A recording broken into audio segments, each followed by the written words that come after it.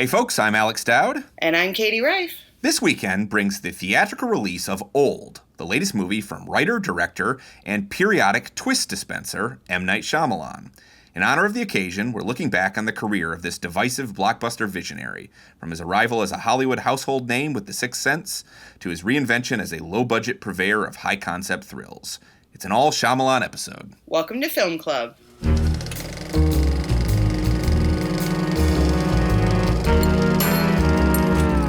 Okay, Katie, so it's late July, and the movie theaters are open again, of course, and people are going. I actually went to my first public screening a few days ago. Really exciting. Yeah, I went and saw... What'd you see? I saw Pig, the Nicolas Cage vehicle, which Yes. I quite liked. Maybe not quite as much as our own Mike D'Angelo, who wrote the review. A rare straight A from both him and from the notoriously stingy AV Club film section.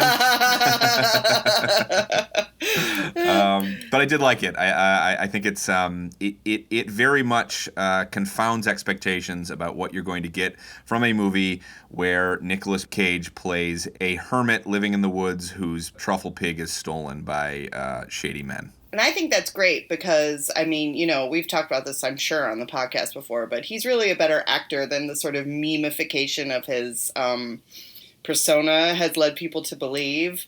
And that shtick is kind of getting a little stale. So I think it's cool if we're moving into a new chapter for Nicolas Cage. Yeah, it's really nice to see him acting, like really acting, you know, and you know, he brings it periodically. And I think even in some of the trash he makes, and make no mistake, he makes a lot of trash. Yeah, for sure. Cage brings something. He brings energy. He brings a bizarre line reading. He, even when he's doing something that feels like it's well beneath his abilities, I feel like he tends to bring something to the role.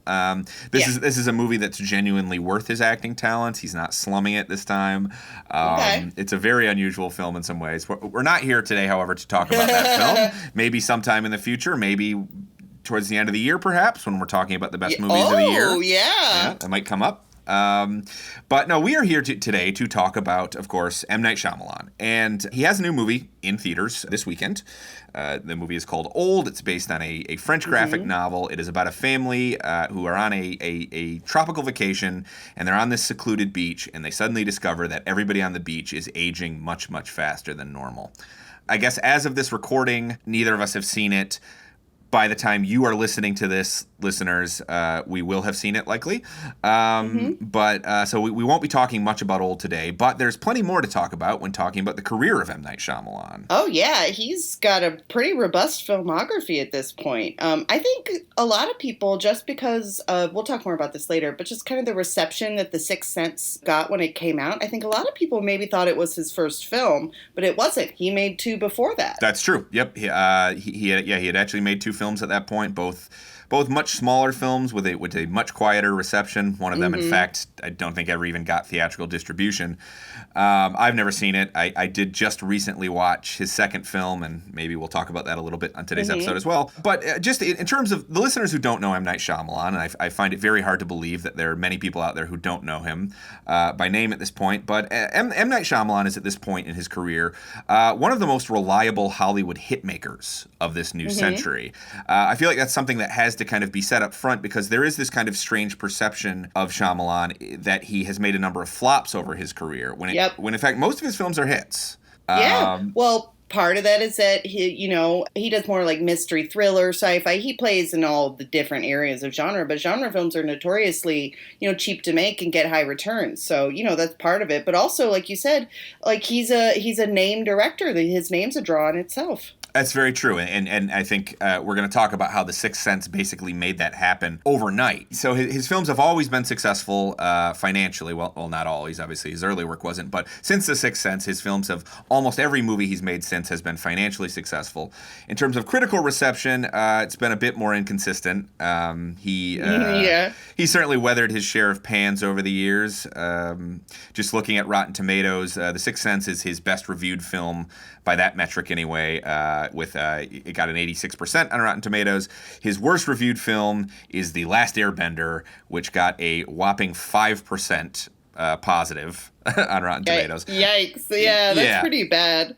You can usually find somebody to defend things. And I would say that I would think that if The Sixth Sense came out now, it'd be at 100% on Rotten Tomatoes. Well, I guess so. What do you mean? I mean, if it was released by a no-name filmmaker, or if Shyamalan made it today?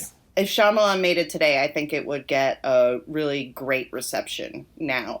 I mean, just because of the changing attitudes towards, a horror flick. Yeah, that's probably a good point, that the general critical reception, this is something we've talked about before on the show, but the general critical reception to horror has shifted some in the last 20 years to the point where it's no longer so unusual for a horror movie to score big reviews, or to score very good reviews, rather. Yeah, I could totally see that one being like a 98% if it had come out in 2021. Totally. Anyway. So Shyamalan's work has taken some beatings over the years from the critics, in addition to the moments when he's had a film that many critics liked. French critics have kind of had his back for a while now, and have mounted strong defenses of even some of his less acclaimed films in the States. Yep, and the French do that a lot, they pick certain maligned American cultural products and enshrine them as their own almost. And the French kind of, in the long term, history bears the French out a lot, I will say. I do think they often end up on the right side of history, critically speaking. Yeah. I mean, French critics going to bat for film noir, French critics championing genre films in a way that I feel like American critics took a little longer to get hip to that in some ways. A lot of what you see, I think, in contemporary criticism in terms of having a respect for supposedly disreputable genres. Right. The French have been rocking that since the New Wave days, I agree with that 100%, yeah. Yeah. So they've always kind of gotten Shyamalan to some extent. One could say sometimes maybe even have showered some of his films with acclaim that maybe deserve more than they're being showered with on that side of the pond, but we're going to talk about that as well. He is, I think, to a lot of audiences too, he's become a kind of, at least there's a running joke about him, and he's become a kind of punchline to some viewers, and I want to talk more about that today too. Yeah, we definitely need to get into that, because I think that for at least a lot of Americans, they know him mostly as a comedic punchline. And I think that's something that started about 15-ish years ago. But like you said, we'll talk more about it. I won't derail it right now. For sure. I think there's a lot of things that play into that. But but the fact of the matter is that Shyamalan is he's somebody who has been working consistently for the last 20 years in Hollywood. And while he's had his ups and downs, he is he is truly a blockbuster auteur in a lot of respects. He writes every movie he directs, and I feel like in an age of increasingly anonymous blockbusters that adhere to a kind of company house style, he's kind of an anomaly in that I think that his films are good and bad. His films are always very identifiable as his own. Yeah, I'd agree with that. Somebody who I kind of think of him in a similar league as is J.J. Abrams. I think that they have some kind of similarities in their styles. But I think that Shyamalan's, like, his directorial visual style is more distinct. Yeah, I mean, I think that if Shyamalan shares anything with Abrams, it is a certain interest in sort of mystery box storytelling. The idea and Spielberg comparisons. And Spielberg comparisons. That's a very good point. They both are filmmakers who have operated in the shadow of Steven Spielberg in some ways, both in terms of how their work has been received and also in terms of some of their sense of style.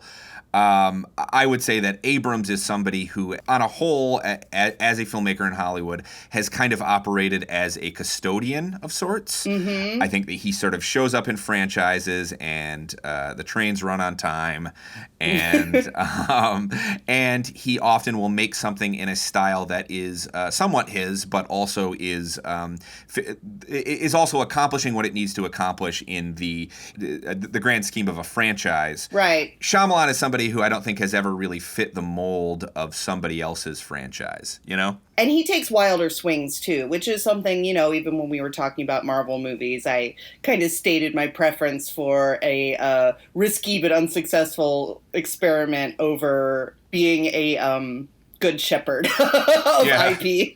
Yeah. Well, and it's interesting. It's not as though Shyamalan has completely divorced himself from that aspect of the Hollywood machine. He obviously he did make The Last Airbender, which was intellectual property that was surely intended to be a franchise. It did not become one, even though it did make a fair amount of money, at least globally speaking. Yeah, that was during, I think what the period you're talking about where he did that and he did After Earth and he was kind of trying to become one of these machine guys. Yeah. I think that's like my least favorite part of his whole career because it takes the most interesting things about it out of it. Yeah, it's definitely those movies. I think those two movies in particular, I think, are his least interesting films. In part because they feel they least like him. You know, yeah, I feel like we come back to this a lot on this show. But for me, and I think maybe you feel similarly.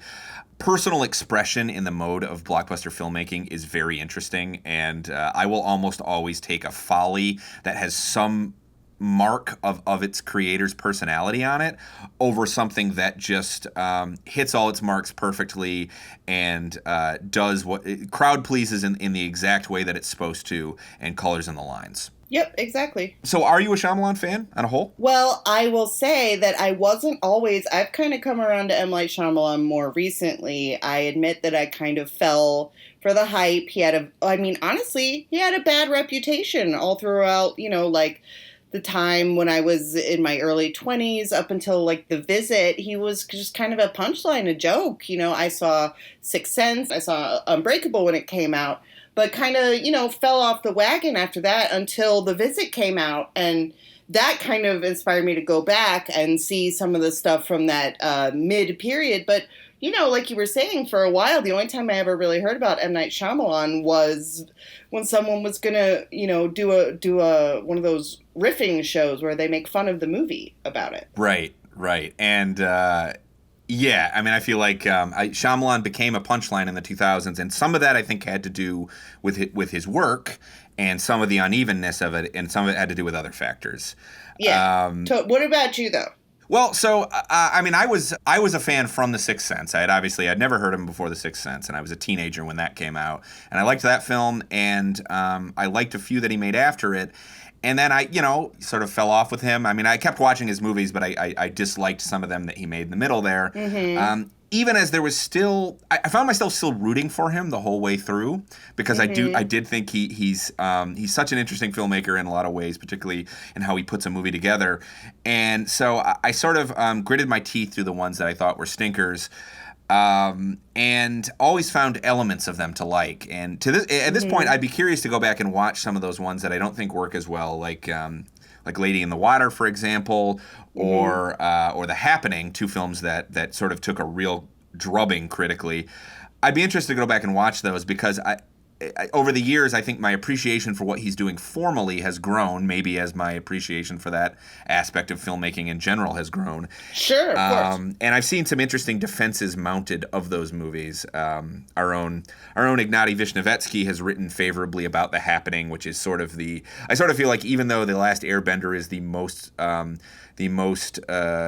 consistently trashed of his movies, The Happening is the one I feel like people reach for when they are trying to make fun of Shyamalan, Mm-hmm. Yeah, and After Earth kind of deserves it a little more. Well, yeah, and we should be clear about this. He was selling out. I consider myself a fan of his, and I have defended movies of his that I think have gotten a bad rap, including his most recent film Glass, which I thought was a lot more interesting than a lot of critics made it out to be. Even if there were things about it to take issue with, certainly. But that being said, I do think that he has made bad films, and I think that even fans of his can acknowledge that. Sure. We're going to talk about that, I think. But let's also, I just want to mention some of his background. Shyamalan was born in India, but was raised in Pennsylvania, and most of his films are shot and set there. I think I read recently that Old is the first one he made somewhere basically other than the Pennsylvania area. So it's the first one that took him to a different part of the world, essentially, to make a movie. We mentioned up top that he had made two movies before The Sixth Sense. The first one is called Praying with Anger. He made it in 1992. It's semi-autobiographical. He wrote, directed, produced, and starred in it.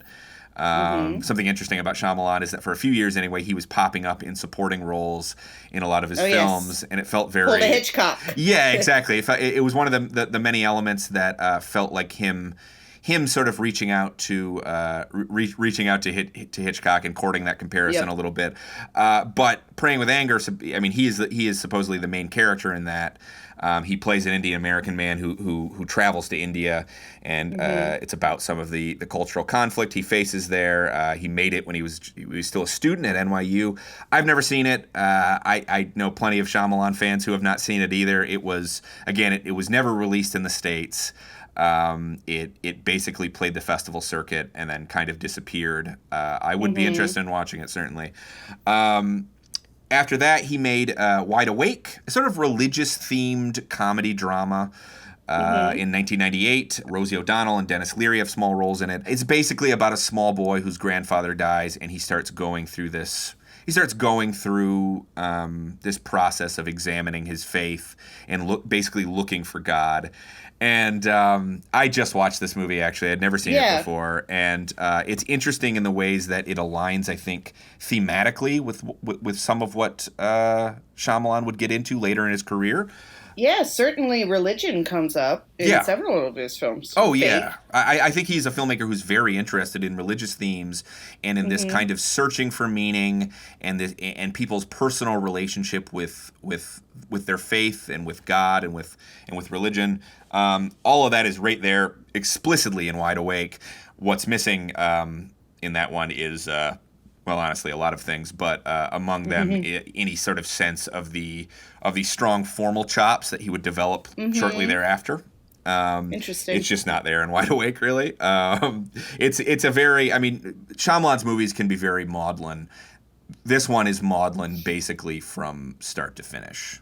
Okay, and it doesn't really... Is there anything fantastic about it in the sort of cinefantastique sense? Well, the movie has a twist ending. Okay. it does seriously have a twist ending. And that twist ending, I don't want to ruin the film completely for anyone who hasn't seen it, which I think is probably a lot of Shyamalan fans, honestly. It is sort of a forgotten film in his oeuvre. But there's a supernatural component to it that rears its head very late in the film. But it's more of an accent, honestly, on what this film is about. And I was moved by moments in it because I think it's very sincere, and I think that's something that marks almost all of Shyamalan's films. Is that I think he's almost embarrassingly earnest at times. You know, I think that's part of why it's so tempting and easy for people to kind of make fun of him because he is so earnest. Yeah, you want to take his lunch money sometimes, you know. But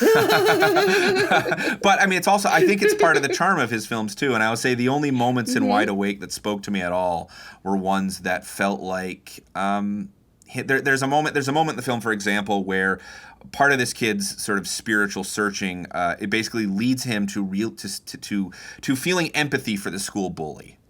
And there is a scene where he basically has a moment of compassion for the school bully that is very sincere and very maudlin, but it worked for me just because I think there's something real there behind it, emotionally speaking. So. Well, speaking of, sort of hidden aspects of M. Night Shyamalan's career, like a fair amount of successful filmmakers do. For example, Quentin Tarantino did an uncredited draft of It's Pat. That's one of my favorite fun facts. I didn't know that. Are you kidding? Yeah. No, I'm dead serious. Oh my God, that's funny.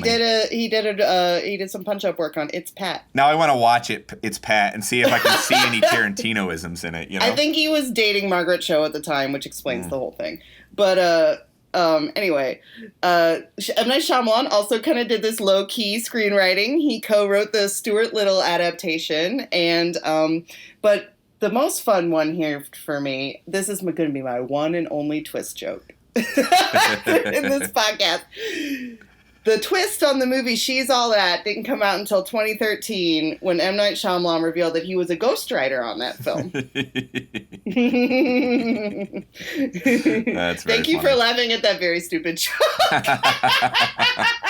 Well, it works in a couple ways because Ghostwriter too, given what he did next. Oh my God! Thank you. You're really giving that so much more credit than it deserves. Oh my god. Well, that movie came out the same year as Shyamalan's big breakthrough, obviously, as a writer and director, and that of course was The Sixth Sense. The Sixth Sense was a sleeper hit in the summer of 1999. It made basically $300 million in the States on a $40 million budget. This was a huge phenomenon, but a sleeper hit, like you said. Yeah, I think it was a word-of-mouth phenomenon in a lot of ways. It was. I think the knowledge that there was a twist and also the attempts to preserve that twist partially, I think, fueled this mad rush to go see it at the multiplex. Yeah, I agree. A lot of the kind of dialogue about the film was, sort of along the lines of, oh, did you see this movie, The Sixth Sense? Know what it's about? Ooh, I can't tell you. That was a lot of the fun of talking about the movie. Can I ask you, were you able to see The Sixth Sense without knowing the twist beforehand? Yeah, actually, I did not get The Sixth Sense spoiled for me. Yeah. Nice. And I went and saw it, and I wanted to see it again when I found out the twist, because when you watch it for a second time or watch it knowing how it ends, it does kind of put a lot of the movie in a different light. It's really interesting. It does, and I think the other thing about it is that the movie largely, I think, plays fair with its twist. I mean, you could... I actually don't want to reveal the twist just in case there's somebody on here who does not know the twist of The Sixth Sense. But let's not. But I will say that I think that there have been some people who have pedantically said that some of the behavior in the film doesn't make sense given the twist. But I don't agree. I think it completely works in the context of the state of mind that this character is in, and how they're kind of going through life throughout a lot of the movie. Well, that being said, another thing that we were going to talk about that I'll just bring up now is that one of the main weaknesses of M. Night Shyamalan is he doesn't seem to know how humans behave sometimes. He seems a little confused by human behavior. So, I'm not going to write off that criticism, basically, but I will say that it is sort of a running issue with him. It's not just a success. No, it's not. I mean, that is an element of his films that's been there, that's there in his good and bad films, is that sometimes I don't think he really knows how to write believable people, and I think it comes out in his dialogue a lot of the time, and I think it comes out sometimes in the behavior. One thing that I've noticed, even in a movie as good as Unbreakable, Unbreakable is... I really, really like Unbreakable. It's probably my favorite Shyamalan movie. And there's an element of that film is that the Bruce Willis character in that film, David Dunn, is going through a separation with his wife. And I will say, I felt this at the time, and I feel it even more now as somebody who has gone through a separation. It does not feel like somebody who understands the emotional nuance of that situation. It sort of feels like Shyamalan imagining what it would be like without knowing what it would be like. Do you know what I mean? Right, exactly. Or like what a child imagines their parents go through. Yes, and I think that's key, because I think that part of going back to Wide Awake, honestly, is that Shyamalan, I think, even when he's not explicitly taking the perspective of a child, I think there is a kind of childlike wonder about the world, a childlike wonder and terror, and obviously another Spielberg thing. But I think that's in his work a lot of the time. But I think the flip side of that is that often watching his films, I get the sense that he just does not totally understand adult behavior. Yeah. Do you think that that's a big... Okay, because we were talking about The Sixth Sense, and The Sixth Sense is when people started calling him the new Spielberg.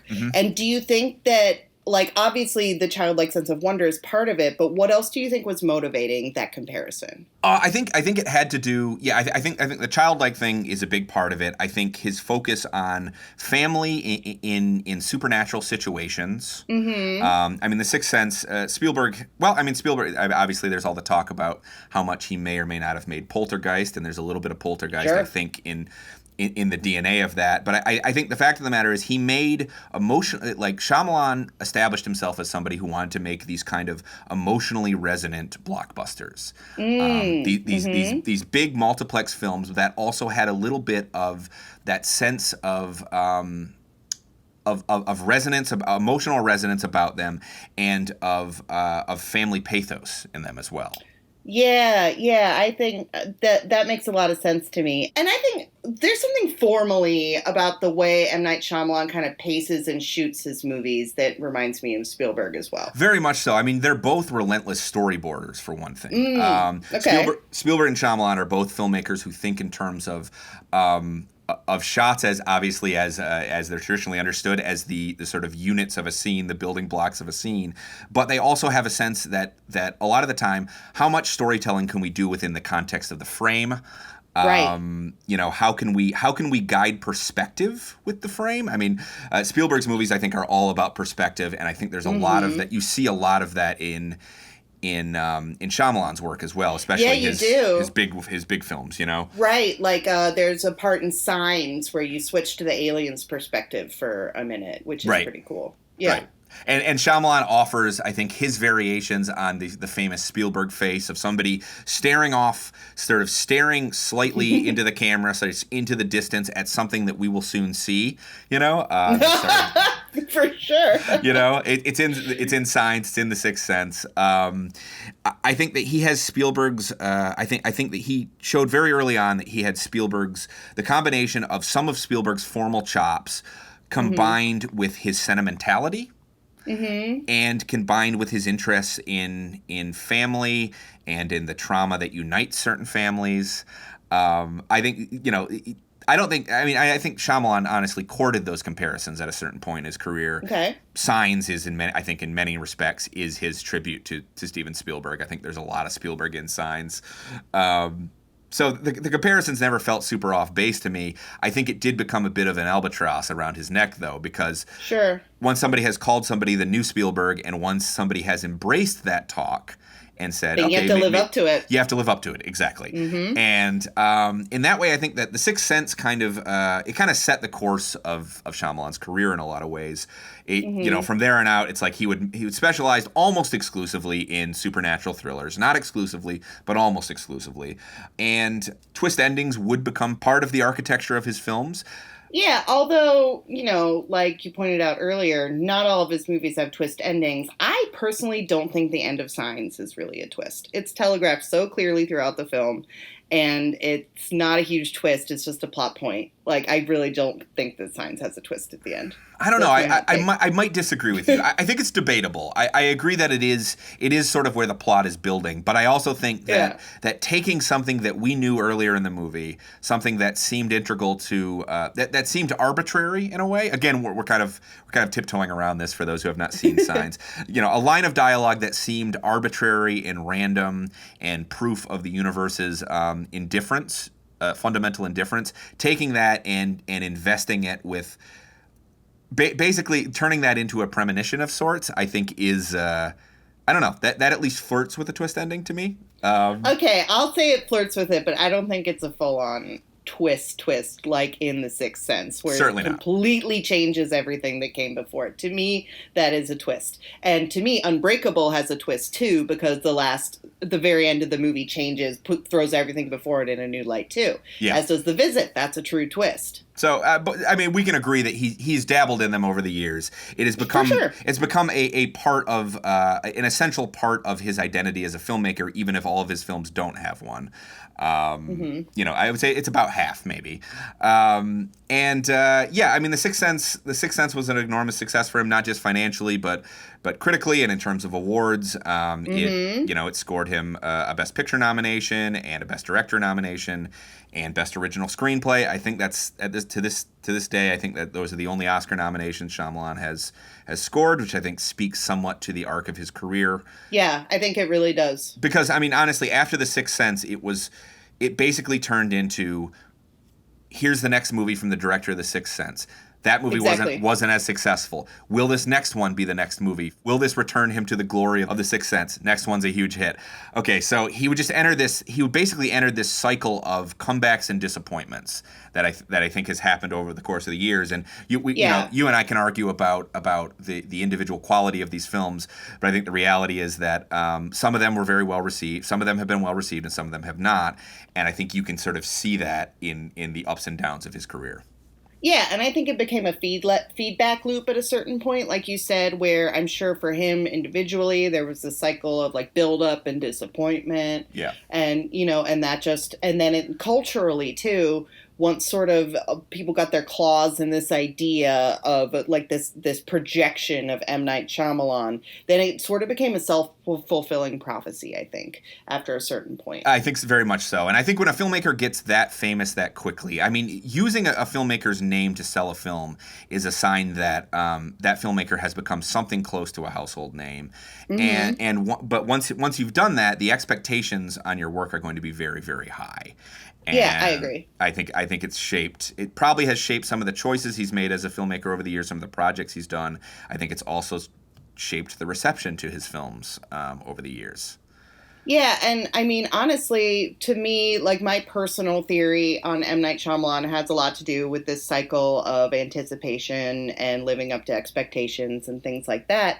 And I think maybe his ego got involved in a way, and he started to take himself a little bit too seriously, because to me his best films are the ones that, like his worst films are the ones that I don't respond to as much. It seems really laden with this self-serious grandiosity about the gravity of the story that's being told here, but he's playing with fun like Twilight Zone style plots and elements, and and honestly, time-honored B-movie genre techniques. He's really good at jump scares and things like that. But when he overlays them with this self-seriousness, I really think that it is just too tempting for most people not to want to stick a pin in it, so to speak. For sure. Although I don't know if I agree with you as a demarcation line between his good and his bad films. Because I honestly think that some of his best films are very self-serious in a lot of ways. Well, Unbreakable is self-serious. I mean, Unbreakable is a very dour movie in a lot of ways. It is. It really doesn't have much of a sense of humor. But to me, Unbreakable transcends that, because I give Unbreakable a lot of credit because it predated the comic book movie trend by almost a decade. Yeah. Like, it was very prescient, that movie. And I think that the writing is more solid in that movie than maybe in some of the later ones. I think he got a little bit sloppy with the dialogue a little later on, and just faded further and further away from authentic human interaction, like you were saying. Yeah. Yeah. So Unbreakable was obviously the film he made after The Sixth Sense. It came out almost a year later, basically. It was very, very quickly made after that, and was seen by some people as a disappointment. It didn't make as much money as The Sixth Sense. It was also advertised as another supernatural thriller, like it was going to be something like The Sixth Sense, when in fact it was Shyamalan's very earnest attempt to examine the mythos of comic books, and to find something human in the origin story of a comic book hero.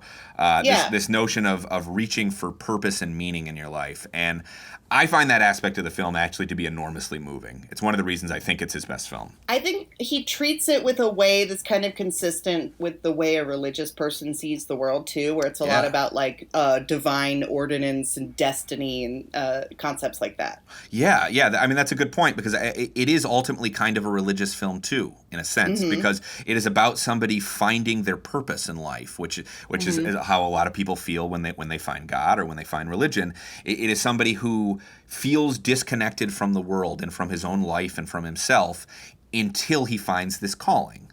Yeah. So, I think it's a fundamentally spiritual film in that sense. And it's interesting that we could probably do a whole episode talking about faith-based cinema.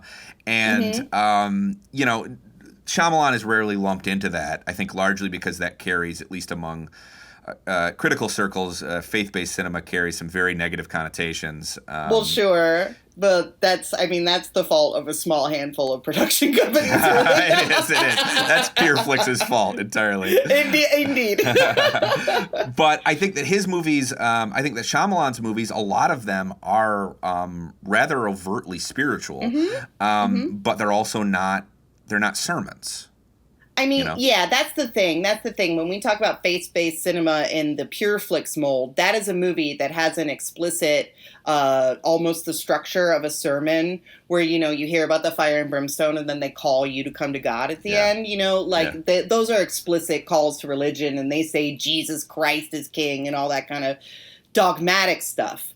But Shyamalan is more just dealing with themes of spirituality and belief as opposed to pushing his brand of it on you.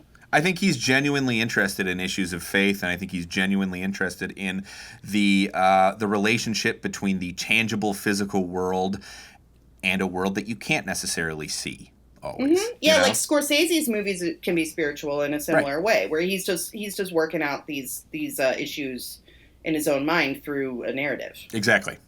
Yeah. The other thing about Shyamalan is he's not a culture warrior. So, you know, his films might be about religion either overtly or implicitly, but they're rarely about trying to score some sort of points in the Yeah.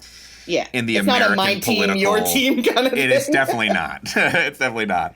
Well, I mean, that being said, Signs is a movie that is explicitly about the loss of religious belief, and it stars Mel Gibson around the same time that Passion of the Christ came out, and I could very much see, you know, like a church youth group watching Signs. You know, it fully fits within that sort of mold. It's just, like I said, not pushy about it. It's just a way more interesting film about religious passion and faith than The Passion of the Christ, in my opinion. Oh, sure. But, well, I say that because a critic who I follow on Twitter, Willow McClay, she grew up evangelical, and she said that her church youth group did go to see Signs. It was like a big discussion point at her church. See, that would be an interesting film to talk about at a church, I feel like, because ultimately that movie does come down on the side of your faith is important and you should find it. But if The Passion of the Christ is made by a filmmaker who seems rather certain, there's a certainty of The Passion of the Christ. It is, this is what happened to Christ. Beware. You know, like, he's coming back. Exactly. You know, it's like ends like a revenge thriller. Like, oh shit, he's back. Revenge thriller. Oh my god. But you know, it's interesting though. Is, you know, Signs has this big faith in a higher power, but The Village, on the other hand, is a movie that is distrustful of authority. That's true. The Village says, you know, we are told certain things as we grow up. We're going to tiptoe around The Village a little bit too, I think. Because The Village has two twists. You might think that The Signs does not have a twist. If so, The Village makes up for it with two twists. I'll give you that one. Yeah, but the Village. Yeah, the thing about The Village is that you're right, that it is all about questioning the everything that you're told. And the structures and the rules and the moral codes that guide you, and the way that even our very idea about what the world is shaped by people, by a dogma, in a sense. And by people who might have motivations that you don't know about. Exactly. Yeah. Speaking, I said that, you know, Unbreakable kind of predated the revival in comic book movies. I think The Village predates the revival of folk horror movies. Oh, interesting. Yeah. I mean, I had not seen The Village until this past weekend because I had always heard what a terrible movie it was, and all those people were completely wrong.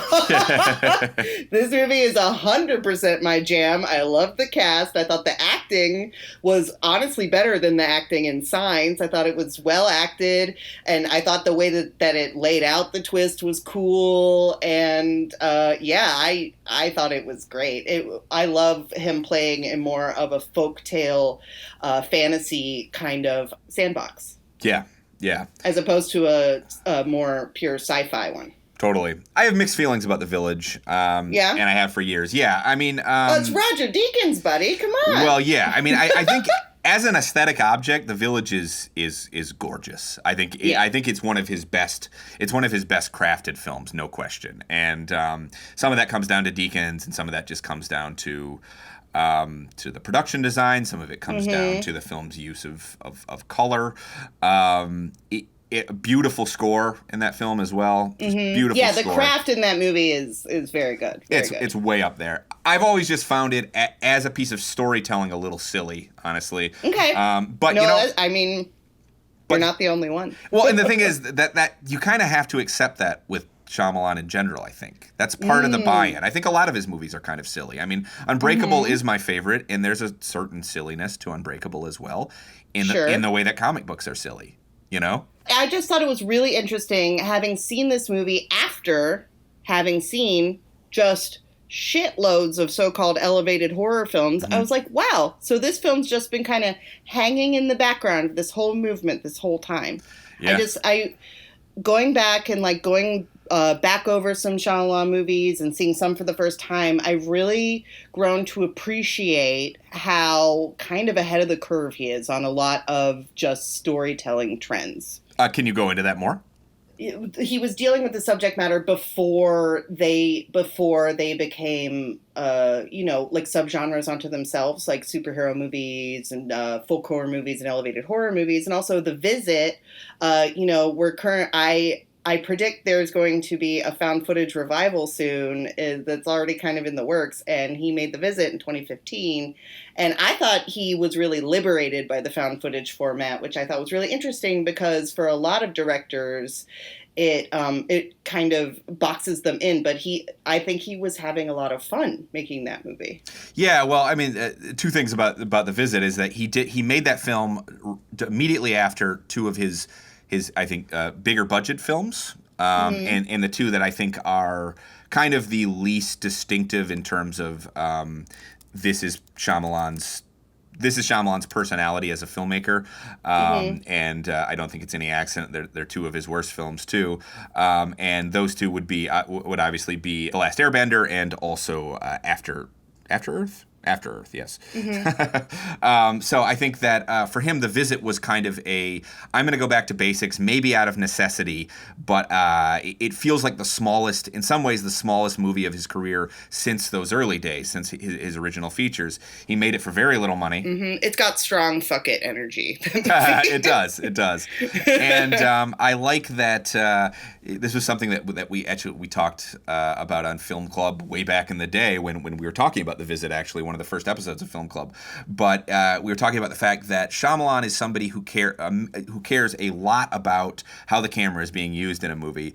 And the thing about found footage is that in general, for it to work, you have to kind of mimic a certain artlessness. You know, it has to look like amateur. It's supposed to be amateur, yeah. Exactly. But by making the character in this movie, the teenage girl, an aspiring filmmaker, he kind of gets away with sometimes framing his images in a more interesting or elegant way than you'll often see in found footage movies. Right, and also he gets to work in some kind of commentary, maybe a little bit of self-depreciation, because she's like a teenage girl, but she's very pretentious about her filmmaking totally. style. And I think he gets a few little jabs in there. But let's go back for just a second. Something that I really want to talk about is you talked about how Shyamalan knows how to use the frame to tell a story, but he's also, I think he also clearly appreciates the visual aspect of it because he's hired a lot of world-class cinematographers to shoot his movies. Like,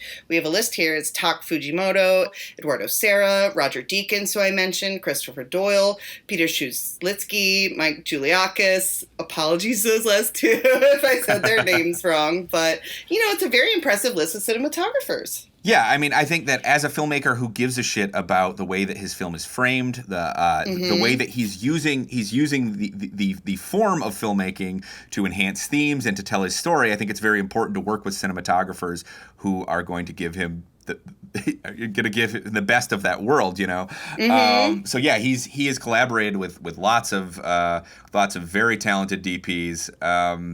Yeah, I think compositionally, it's hard to look at Shyamalan's films and think that this guy could possibly be a hack, I think. Because the people who hate his films, I'm like, are you watching the way that he shoots a scene or the way he frames something? I mean, he's at the very least, he is an idiosyncratic filmmaker, Right. I think I think on a different level, on a scripting level, I think his main weakness is his dialogue, and I think when people want to call him a hack, I think that's maybe what they're zeroing in on, that and his general sort of alien-like lack of understanding of how humans interact. Like that, for me, Signs is the one where I see that a lot. Yeah, for me, The Happening is the one that I think that shows the most misunderstanding of the way that adults interact with each other. Yeah. There's like a whole conflict between Wahlberg and Deschanel's characters in that film that's happening sort of in the margins of this apocalyptic killer plant scenario that's going on, and it feels like there's like a threat of infidelity, and the whole thing feels like. The whole thing feels like something I would have written when I was 14 and I had no idea about relationships. Right. I think on that level, there is a clumsiness that I think is what people seize on when they are calling him a hack. But I will say that even if the individual moments don't always ring true, I think that the plotting of his movies, like how they unfold, is always very clever. And I think that the way that he works these emotional themes that we're talking about like faith and family, and and you were mentioning like regret and discontent, the way that he works those feelings into the movie is so much more organic that it is almost kind of puzzling that the interpersonal stuff is so clunky to me. I don't understand it. I think he might have a good sense of the big picture sometimes and less of the small picture, less of the nuance of interpersonal relationships and more of these bigger themes. And, he's a filmmaker who also, his use of color, I think, is often about expressing a larger, more abstract idea, sort of using color associatively. I think he uses it a lot associatively. So I think that he often has an idea in an abstract sense of what his movie's about. I think he sometimes gets lost in the weeds of trying to figure out how two people might talk to each other. Where like he's better off with the idea of like, how do I make a superhero human? Mm-hmm. Like on that level, I think he's always solid. But I mean, like I said earlier, I think some filmmakers do work a little better under some kind of restrictions. And I think as M. Night Shyamalan became more and more of a name and more built up into this cycle that we were talking about earlier, I think that maybe he needed something to bring him back down to earth. Like maybe it wasn't such a bad thing that he got a little bit humbled there in, the early 2010s because, like I said in The Visit, he seems so much more freed up. And then his work after then, it's not quite as ponderous, like I was saying earlier. And I think that, people maybe are responding to that a little more. I think that the reconsidering of M. Night Shyamalan as a filmmaker is currently happening. Yeah, and I think it is related to these recent films too, and I think Split being the other one he made after The Visit, obviously, and Split as we would find out at a certain point was part of a larger, at least retroactively, it became part of a larger shared universe plan that he was putting together. Which is kind of pulpy and fun. Mm-hmm. In a way, like Split has this kind of pulpy quality. He kind of... one thing that you could find a little bit objectionable about him is mental illness is stigmatized in a lot of his movies, but I'm not personally offended by it because he does it in such a broad comic booky way that it's not real. He's not trying to make a comment on actual human beings who have mental illnesses. Yeah, he's not always the most sensitive about that aspect in his films, for sure. But I also think that you're right that, certainly a movie like Split should not be taken seriously remotely as a portrait of actual mental illness. Right. I guess I understand people's objections to it on those grounds. I think it's very clearly coded as pulp. It's one of his... I think so too. It's one of his nastiest movies in some ways. I mean, like it really is. It's got murder in it. It does. It's weirdly violent for a PG-13 movie. It is violent, and him kidnapping the girls necessarily has this little bit of like nastiness on it. There's like the implication of sexual violence, which is always gives a little extra nasty edge to things. Yeah, I mean, there's that whole bit about.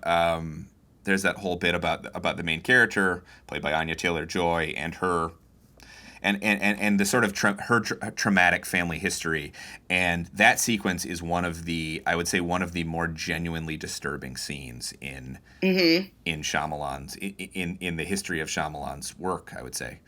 Yeah, because it doesn't usually get into, usually it's more abstract and theme-based, like we were talking about. It doesn't get into sort of the muck of human behavior all that much. Yeah, I mean, his films in general, I think, are kind of weirdly sexless. But this is one that is genuinely on some level about sexual abuse, and it's unusual to see that in an M. Night Shyamalan movie. Right. And then, but Glass after that, now I missed Glass. You said that you're a bigger fan of it than most people. Is he he's still kind of going down the pulp route with that one? Is that right? Yeah. So, I mean, I guess this kind of counts as a spoiler, but it's very integral to how that film was sold. So I think people know. I mean, oh, you mean who's on the poster? Yeah, exactly. Who's on the poster? So, Glass is both a sequel to Unbreakable and a sequel to Split. It was made for a lot less money than Unbreakable was. It's very much a condensed version of the comic book universe. I mean, not even that. The funny thing is that Unbreakable is a very grounded version of superhero mythos. It's very much like, what if we told the origin story of a superhero and we did it in a really kind of kitchen sink kind of way? Just following this character around the city, and it's very much about the drama of his life. But in some respects, Glass is a smaller film, at least in terms of its scope. Most of it takes place in a single building. It has that pulpiness of Split. It also is a film that is very self-conscious about its interest in comic books, even more so than Unbreakable. I mean, in Unbreakable, there are lots of the Elijah character played by Samuel L. Jackson in Unbreakable is constantly talking about what comic books mean.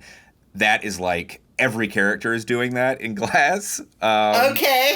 Which it's clunky for sure in that department. I think that's one of his. I think Glass is a clunky piece of screenwriting.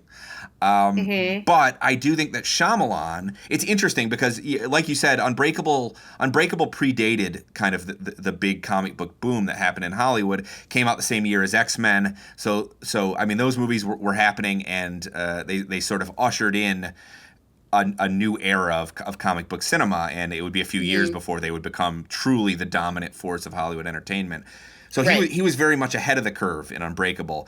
In Glass, he feels really out of step with current trends in comic book cinema, and it's almost like the 20 years between these two films never happened, is what it feels like. I mean, he might have been hanging on to this idea ever since he made Unbreakable. That happens sometimes. It's true. That's very possible. Yeah. Yeah. But what I appreciate about it, at least in part, is that I do think that Shyamalan's sensibilities, his visual sensibilities, and the way that his sense of style, I think, is actually really compatible with comic books. I think he has a kind of... He has an interest, for example, in exaggerated angles occasionally, and how can we find an interesting way to frame this action, a way that's not always totally intuitive. That speaks to me that speaks to the same desire you'll see in a lot of comic books to vary the action frame to frame, for example. You know? Well, just talking about him as a dedicated storyboarder, what are a lot of times, you can make a film using frames from a comic, frame by frame, as storyboards. They can function in the same way. And vice versa. I think that you could, I think you basically could, if you wanted, some of Shyamalan's films, I think you could select shots from his films, and those shots could exist as frames in a comic too, if that makes sense. Yeah, completely. And I just think about some of the more exaggerated. I remember seeing in Unbreakable, there's this very early scene in the film where we're meeting Elijah as a child, and it's like the second scene after it's like his second appearance after his appearance as a baby in the opening scene. Sure. But he's basically the whole scene is shot basically from the reflection of the television. So we're seeing the whole scene play out. Basically on this television screen, and he just holds that for the entire sequence, and it reminded me of a shot I would see in a comic book, honestly, and it immediately suggests, I think, a way of thinking about composition and a way of thinking about the exaggerated emotions of that kind of material.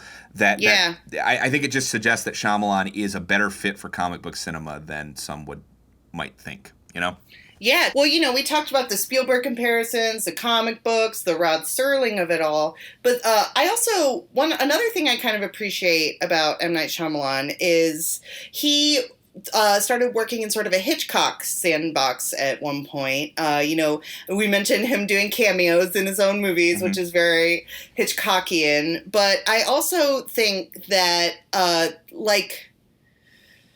the way his plots unfold, the thriller aspect of them, the mechanics of the plot and the pacing and everything like that, I think that to an extent he's kind of aping Hitchcock there, including with the twist, because what of Psycho, we talked about right. The Sixth Sense and how the twist was a huge part of the selling of it. So was Psycho. Right. They had ads, where Alfred Hitchcock would go on TV and say, "Don't spoil the ending of Psycho." I think that's sort of he's using the gimmick in a similar way. For sure. And I think another connection he has with Hitchcock, and this is a connection I think he shares with Spielberg too, is that every shot in his movie is an event. I feel like a lot mm-hmm. of the time. And he's always... What do you mean by that? I guess what I mean is that there is not a functional... There generally are not functional scenes in a Shyamalan movie. I mean, they're literally functional in the sense that they move the plot forward. But I think that Shyamalan is always thinking, what is the most interesting way I can stage this action? What is a way I can stage this action that is going to make it that's going to ratchet up the suspense? What is a way that I am going to grab the audience's attention and get them thinking about visual storytelling? And I think it often comes down to just framing it from angles that more than functional angles, I guess I would say, if that makes sense. He doesn't waste a frame, in other words. He does not waste a frame, and there's often he's often using the camera in inventive ways, and I feel like you can pluck out individual shots from his movies, and sometimes they tell a whole story. Just in the frame lines of the shot.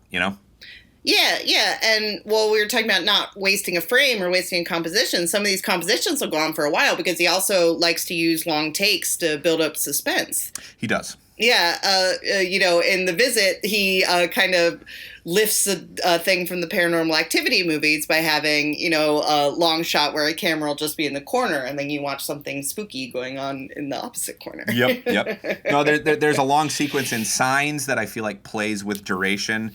Mm-hmm. To sort of set us up for a scare. There is a long sequence at the beginning of Unbreakable where I feel like he uses an uncutting camera in order to enhance the sense of social discomfort. Very early, when we first meet Bruce Willis's character in Unbreakable, when we first meet David Dunn, he's basically on a commuter train and he starts flirting with this woman. And Shyamalan doesn't do a lot of reverse shot in that moment. He basically just pans back and forth between the two of them, and I feel like that's one of those moments where I feel like the Shyamalan refusing to cut is only increasing the sense of social awkwardness that we're feeling in that moment. Yeah. I mean, he doesn't. I never really thought about it, but he doesn't really do a lot of dialogue scenes in the conventional reverse shot way, does he? No, I don't think so. I think he finds interesting angles in which to film dialogue scenes because I think he's one of those filmmakers that understands that your movie should be visually engaging pretty much at all times. Mm-hmm. Yeah. I mean, I don't disagree, Yeah.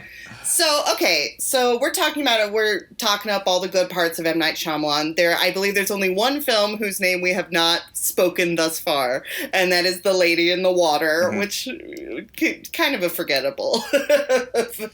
Yeah, not one of the less films. Memorable entries into his over. But, I kind of want to get into, when there's all this good stuff to say about him, yes, we've brought up some negatives and reasons why he might be so easy to make fun of. But, we talked about there being other factors involved with him becoming a punchline. Yeah.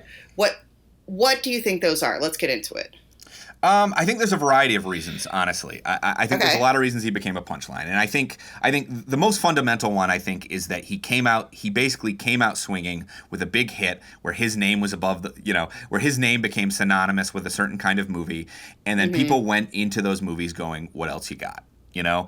And I think the fact that he made a string of movies that were not as well received by audiences, I think sort of damaged. When you make yourself into a brand, the way that Shyamalan did, intentionally or not, the movies can hurt that brand. So I think what you saw is a run of movies. I would say, like, we've talked about The Village and how much we liked it, and it was, but at the time it was. It was a punchline. A lot of people made fun of it at the time. Was. That's why I waited 17 years to see it. Critics were tough on it too, at least some of them. I remember Ebert called it a shaggy dog film. He basically was like, we were just waiting to learn a secret the entire movie, and I don't entirely disagree with him. The structure of that movie's weird. I'll say that. It's got a weird structure. Right.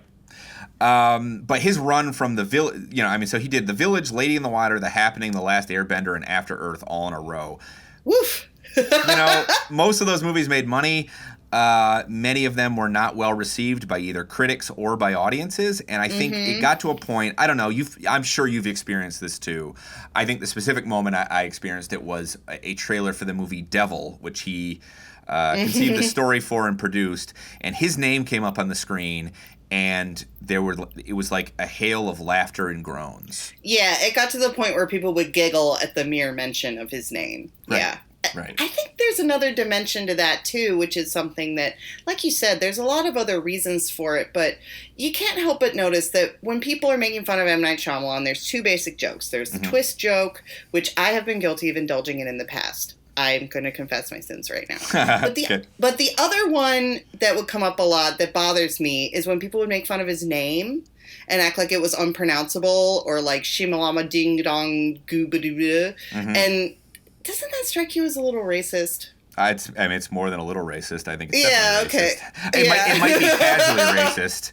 And there was a lot of casual racism about him. I think so. And I think that it has affected in ways that might be hard to quantify. I have a feeling it might have an effect on how his reputation and how it's changed over the years, and the amount of leeway people are willing to give somebody as a filmmaker. Because the fact of the matter is, I think that some of it comes down to the fact that Shyamalan was somebody who, if you listen to him talk, at least for a few years there, he had a little bit of an ego about himself. He would make grandiose remarks in the press. I think he bought some of his own hype. But I think that reflects in his movies, too. Like, his mid-2000s movies are so self-serious. I mentioned it before. Sorry, go ahead. Is Lady in the Water the one where he plays a writer whose work is like... he basically is like the savior of the film as a famous beloved writer or something. So his ego is there, but the fact of the matter is we accept that from a lot of filmmakers, and I think we accept it from. I think that's something that's come along with a number of filmmakers who we consider brilliant, and it just sort of is seen as part of the territory. You have to start asking yourself, why Shyamalan? Is it just that there's a disconnect between how he was talking about himself and how his films are received, or does it have to do with the fact that he does not fit the profile of what people want a great and understandably egotistical filmmaker to look like? Yeah, quote-unquote visionary, right? Yeah. But I think that, we mentioned this before, but I think that has been turning around in the past few years. Yeah. Just the tenor of talking about his films, even his past films. I don't know that many people who would really go to bat for that middle period we were talking about. I think everyone kind of acknowledges that. I would say Lady in the Water to After Earth was kind of a soft, mushy period for him. Well, there are fans. There are fans of almost all those movies. I've never heard anybody really defend The Last Airbender. Okay. That's one that I've never heard someone defend. But the rest of those I've seen at least somebody out there is a fan of it. Again, our own Ignatiy Vishnevetsky is a big fan of The Happening. Right. And I've seen defenses of After Earth as well, Lady in the Water. Oh, wow. They're out there. I mean, those people exist. I think that those would still have to count as minority opinions, even as Shyamalan's critical stock has kind of risen over the last few years. Well, and Last Airbender was a work-for-hire gig, and, we've talked so much about how he's a singular voice, like, of course that's going to be the weakest, right? Right. Yeah. But one thing I think is interesting about him, we talked about how he was this Hollywood royalty and all this kind of stuff, but he seems to be thriving in this lower-budget budget space now. Like I said, I really kind of feel like there's a fuck it, all bets are off kind of attitude that maybe has reinvigorated him. Or am I falling into the narrative of boom and bust when it comes to M. Night Shyamalan? I'm not sure. I don't know. I think at the very least he's adapted well. Whether he's thriving or not, I don't know. Maybe Shyamalan would prefer to be still making $40 million movies, as opposed to $5 or $10 movies. $40 million movies. Yeah, you said $5 or $10 movies. $5 or $10. Yeah. Listen, I'd at least watch a $10 movie by M. Night Shyamalan. I just want to see what in the hell it is. What they spend that $10 on. I would love to see what that is, yeah. What I was saying, honestly, is that I think that Shyamalan would probably enjoy making movies at a $40 million budget again. I think that he's making movies at a lower budget because of the way the industry has changed, I think. And that's true, too. That's not entirely him, yes. That is true that $40 million movies in general have been on the decline since the early 2000s. They have. And if you look at, I don't know this for a fact, I'm sort of, I think that The Last Airbender is the most expensive movie he ever made, and we sort of saw the results there. Right. Also, he has talked about the experience of making After Earth. It was apparently not a totally positive experience either. Right. I think that he is comfortable with it, probably with working with a slightly smaller amount of money than that, but would probably also be happy to make something at a higher one if there were studios that were like, if Netflix was like, we'll give you $40 million to do your thing, he might do it. Well, what's interesting about that is, you're talking about Netflix. That is where people go to make mid-size, basically studio films nowadays. Well, right, exactly. But I think also he might be in a situation now where he's also happy sometimes working in TV too. I mean, he's made a couple he's been behind a couple of successful TV shows. That's right, Servant. Yep, and Wayward Pines was the other one. I have not seen either of these. I kind of liked Wayward Pines. Oh, yeah? I watched the first season of Wayward Pines, and I liked it, yeah. I didn't watch the rest of it, but... Is it recognizably him? Yes, it is. It has that... It's his sort of take on the small town with secrets TV staple genre. And, yeah, I enjoyed it. Got it. Cool. Okay, so what's your favorite M. Night Shyamalan movie? My favorite M. Night Shyamalan movie, since I know which one you're going to pick and we're going to talk about it, I'm going to say The Village. Okay, wow. I loved The Village. It's exactly my kind of shit. That, like, when you take that kind of, like, fairy tale kind of story and put it against some real serious, artistic chops, that sort of thing, it's just catnip for me. It's a really beautifully constructed film, for sure. And I don't know. I'm not sure that one sticks the landing, necessarily, but... Again, we won't talk about that in too many specifics, but... Yeah, I don't know if we can even talk about that. I mean, but what happens if they... I can't remember if the movie addresses this. What happens if... you know what? I'm not going to say it because it would constitute a spoiler. We'll talk about it off mic. We'll talk about it off mic. Yeah. But I know which one yours is going to be, and I would agree with this being a very, very fine film. Yeah. It's Unbreakable, right? It's Unbreakable, yeah. Unbreakable is my favorite, and I just think that I find the arc of that film really affecting.